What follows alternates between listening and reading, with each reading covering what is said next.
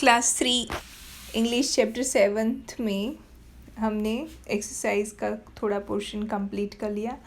हम लोग पहुँचे हैं ग्रामर सेक्शन में। ग्रामर में है सब्जेक्ट वर्ब अग्रीमेंट, यानी सब्जेक्ट जो होता है वो क्या होता है, सेंटेंस के स्टार्टिंग में जो डूअर होता है, जो काम करता है, जो मेन होता है सेंटेंस का, उसको सब्जेक्ट कहते हैं और वो स्टार्टिंग में ही होता है। और उसका वर्ब के साथ क्या रिलेशन, कैसे वर्ब्स उसके साथ यूज़ किए जाते हैं, किस हिसाब से रूल्स क्या होते हैं सब्जेक्ट और वर्ब के बीच में, उसको कहते हैं subject verb agreement.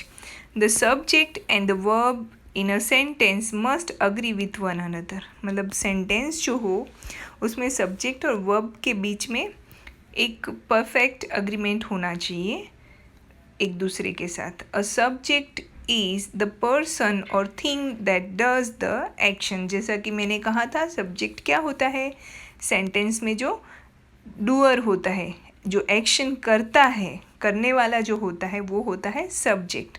A verb is an action word, और जो एक्शन हुआ है वो बताने वाला जो वर्ड होता है वो वर्ब होता है। एग्जाम्पल दिया है, Rashid runs fast. In the above sentence Rashid is the subject. ये सेंटेंस में रशीद सब्जेक्ट है because he does the action. अब एक्शन क्या है in a sentence? A verb can be change if the subject changes in its number. तो कोई भी sentence में अगर सब्जेक्ट के नंबर में चेंजेस होते हैं, यहाँ पे रशीद एक ही है तो उसके साथ जो वर्ब है रन्स वो प्लूरल में लिखा है। अगर रशीद की जगह पे 2-3 मतलब एक से ज़्यादा लोग होते तो वर्ब जो आता वो सिंगुलर में आता, बिना एस वाला आता। इस तरह से होता है वर्ब के साथ सब्जेक्ट का चेंजेस। एग्जाम्पल है, राज ड्रिंक्स मिल्क। राज एक ही है तो drinks milk, drinks s plural आया सब्जेक्ट वर्ब। अब सेकेंड सेंटेंस में द स्टूडेंट्स, तो स्टूडेंट्स जो है वो प्लूरल है तो फिर ड्रिंक के पीछे एस नहीं आएगा। तो ये होता है subject verb agreement. In the first sentence we use the verb drinks because only one person is drinking. In the second sentence, we use the verb drink because many people are drinking. तो ये जो है one और many वाला, उस हिसाब से हमको यहाँ पे वर्ब के फॉर्म्स विनोदेक है तो एस वाला वर्ब, माई ब्रदर्स, ब्रदर्स ज़्यादा है तो आर आएगा क्योंकि प्लूरल होता है। शीना, शीना एक ही है तो एस वाला verb. Raj and Kishore, again plural हो गया तो आर। मारिया एक है तो राइट्स। उसके बाद है द काउज, काउज ज़्यादा है, प्लूरल में है तो एस के बिना का वर्ब आएगा। अब ये जो हमने सीखा ना वो सिंपल प्रेजेंट टेंस में होता है। सिंपल प्रेजेंट टेंस में जब सिंगुलर सब्जेक्ट होता है तो उसका जो वर्ब होता है वो प्लूरल आता है। अब हमको सीखना है simple past tense. Past tense, let us see how we use the past tense of the verb. कैसे यूज़ होते हैं देखते हैं। In general the past tense is use to talk about actions that happens yesterday, last week, last month. Past tense कब use होता है? जब कोई एक्शन कल हुआ हो या फिर लास्ट वीक हुआ हो, लास्ट मंथ हुआ हो, लास्ट ईयर हुआ हो, या मतलब पास्ट में हुआ हो, उस एक्शन को बताने के लिए हम लोग सिंपल पास्ट टेंस यूज़ करते हैं। Let us see how the past tense of verbs is formed. तो ये देखना है कि पास्ट टेंस के वर्ब्स कैसे फॉर्म होते हैं। The past tense of the verb cook is cooked. Cook जो है उसका पास्ट टेंस होता है cooked. Cooked is used as the past tense for all subjects pronouns. तो cooked जो है वो सब के लिए cooked ही यूज़ होता है। I cooked, you cooked, he cooked, she cooked, it cooked, we cooked, they cooked। सारे ही सब्जेक्ट्स या फिर प्रोनाउन, सब्जेक्ट्स यहाँ पे सारे प्रोनाउन है ना, I, he, she, it, you, we। तो सब्जेक्ट या तो प्रोनाउन के लिए एक ही वर्ब रहता है cooked। उसमें ऐसा नहीं होता है कि अगर सिंगुलर फॉर्म है या प्लूरल है तो फिर उसमें वर्ब चेंज हो जाए, ऐसा नहीं होता है।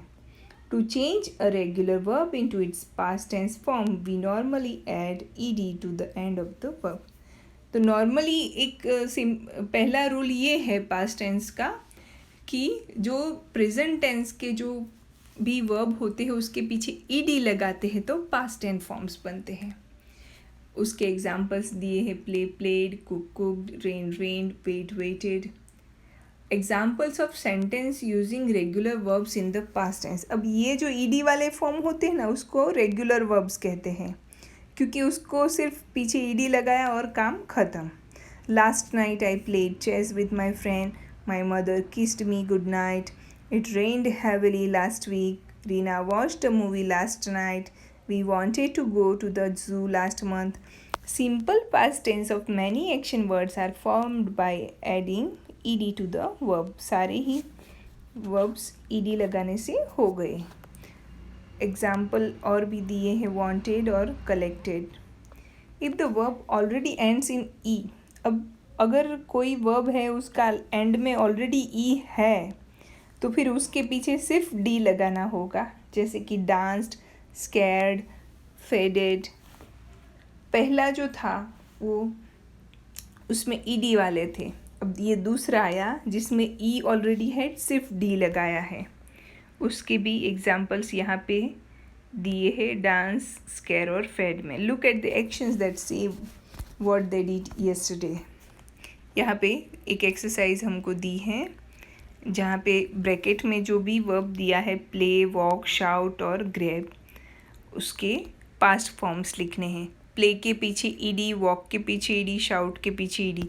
पर देखो ग्रैब जो है उसमें बी डबल हो जाता है, ग्रैब्ड।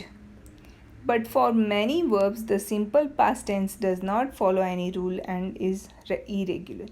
ये जो हमने रूल्स देखे कि किसी के पीछे ईडी लगाना है, किसी के पीछे सिर्फ डी लगाना है, किसी को लास्ट लेटर जो है वो डबल करके ईडी लगाना है, पर कुछ कुछ वर्ब्स ऐसे हैं कि जिसको कोई भी रूल लागू नहीं होता है, हमको सिर्फ उसको ऐसे ही याद रखना होता है। जैसे कि सिट का सेट, रन का रेन, सिंग का सेंग, डू का डिड, गो का वेंट, सी का सो, कम का केम, मेक का मेड, ब्रेक का ब्रॉक, बाई का बॉट, टीच का टॉट, ब्रिंग का ब्रॉट। ये जो सारे वर्ब फॉर्म्स है उसको इरेगुलर फॉर्म्स कहते हैं, जो रूल्स के बाहर के होते हैं और हमको ऐसे ही याद रखने होते हैं।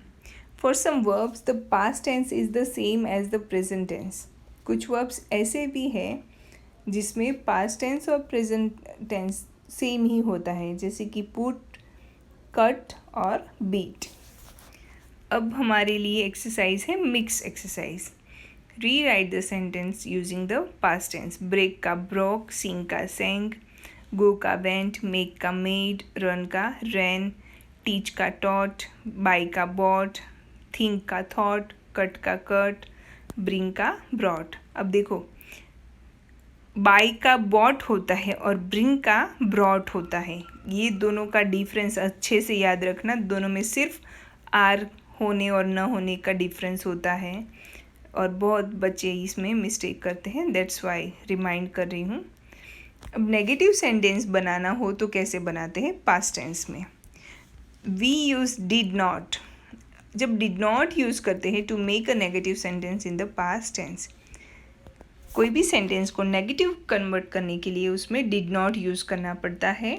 और जब डिड नॉट यूज़ करते हैं तो फिर वापस से वर्ब जो है वो बेस फॉर्म, अपने ओरिजिनल फॉर्म में चला जाता है। यहाँ पे देखिए, they lived in China, they did not, अब लिव्ड का लीव हो जाता है। एक बार आगे डिड आ गया तो फिर पीछे कोई भी वर्ब हो वो अपने बेस फॉर्म में ही आएगा। यहाँ पे सारे ही सेंटेंस में आप देख सकते हो, I did not want, I did not have, I did not close, I did not come. तो सभी डिड नॉट के पीछे जो वर्ब है वो ओरिजिनल फॉर्म, बेस फॉर्म में ही है, प्रेजेंट फॉर्म में है, बेस फॉर्म में, sorry. Let us look at the negative forms of irregular. I went to the beach yesterday. I did not go. Went का क्या होता है, बेस फॉर्म गो होता है।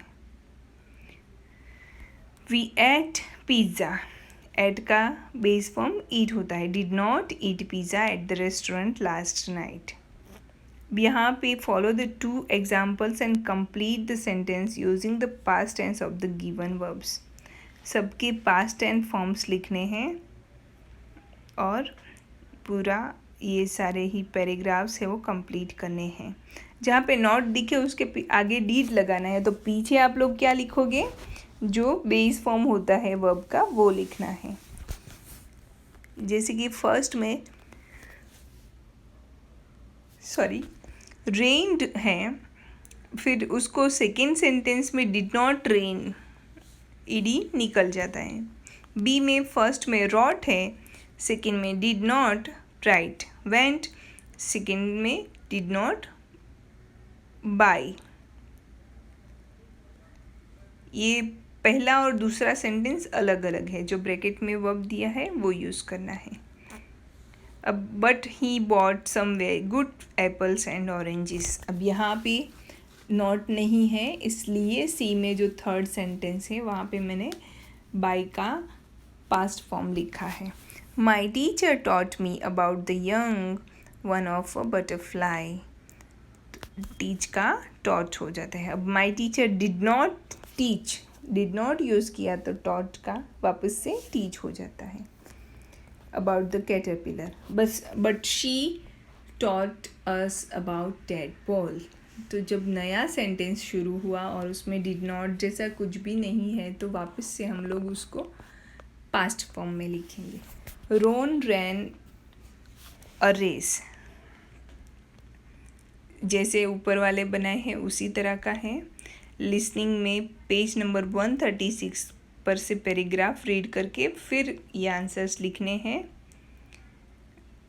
फिर यहाँ पे जो सेकेंड एक्सरसाइज है उसमें हमको पूछा है कि जो भी वर्ड्स है उसके पास्ट फॉर्म लिखने हैं, जो भी वर्ब्स है उसके पास्ट फॉर्म लिखने हैं। वियर का वॉर, मीट का मैट, इनवाइट का इनवाइटेड, विन का वॉन, मेक का मेड, सिंग का सेंग। ये जो वर्कशीट 1 है उसमें ये जो ऊपर वर्ड्स दिए हैं, पजल दिया है, वो आपको खुद ही करना है। फिर वर्कशीट 2 जो है, complete the verbs in the third person singular. Third person singular अगले चैप्टर में मैंने आपको सिखाया था कि वर्ब होता है, अगर सिंगुलर है तो उसके पीछे एस या ई एस लगता है। यहाँ पे सबके पीछे एस या ई एस लगा के सारे वर्ब्स लिखने हैं, और जहाँ पे वाई आता है वहाँ पे वाई को निकाल के आई ई एस लगाना है। कब? जब वाई के आगे कॉन्सोनेंट हो तब। सेम वही एक्सरसाइज है, प्रेजेंट टेंस वाली ही है, एस वाला, एस बिना का। द बटरफ्लाई, बटरफ्लाई एक ही है तो उसके पीछे लेज, एस वाला फॉर्म आएगा। द एग्स, एग्स ज़्यादा हो गए, प्लूरल हो गया तो उसमें बिना एस वाला आएगा फॉर्म। इस तरह से पूरा पैराग्राफ आंसर लिख के कंप्लीट करना है। वर्कशीट 3 में complete the sentences by putting the words in the correct order. Remember to use full stop. जो वर्ड्स हमको दिए हैं उसको प्रॉपर ऑर्डर में अरेंज करके एक मीनिंगफुल सेंटेंस बनाना है, और सेंटेंस के एंड में फुल स्टॉप रखना ज़रूरी है। ये हो गया हमारा जम्बल्ड सेंटेंसेस की एक्सरसाइज, जो आपको लिख लेने हैं। फिर मैचिंग है, उसके नंबर्स दिए हैं वो भी लिख लेना। और यहाँ पे जो फ़ोटो है उसमें कौन सा बेबी है और किसका बेबी है। तो डकलिंग जो है वो डक का, फिर टैडपोल फ्रॉग का, और चिक हैन का बेबी होता है। ये चैप्टर 7 यहाँ तक कंप्लीट कर लेना।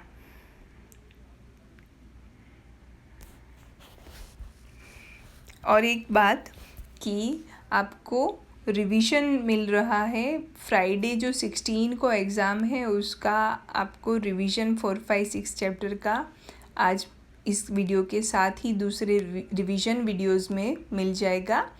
तो according to that prepare for your 16 October exam English.